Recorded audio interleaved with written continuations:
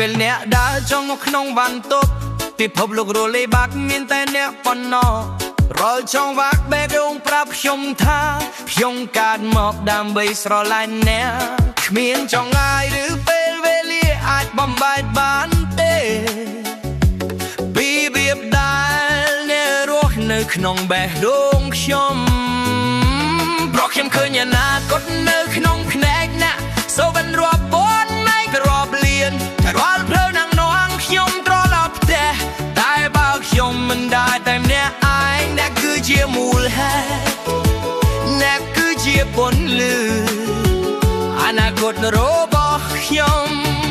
នៅក្នុងភ្នែកអ្នកនៅពេលអ្នកហើយឈ្មោះខ្ញុំស្រាលសូម្បីតែភាពស្ងៀមស្ងាត់ក៏មិនដូចមុនទេអ្នកគឺជាភ្លើ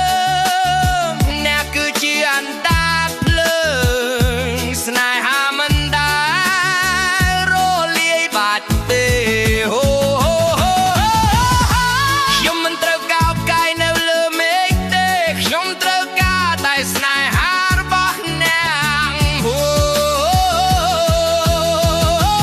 ព្រោះខ្ញុំឃើញអនាគតនៅក្នុងភ្នែកអ្នកសូវបានរាប់ពាន់មេឃរាប់លានរាល់ផ្លូវនឹងនងខ្ញុំត្រឡប់ផ្ទះតែបើខ្ញុំមិនដើរតែម្នាក់ឯងអ្នកគឺជាមូលហេ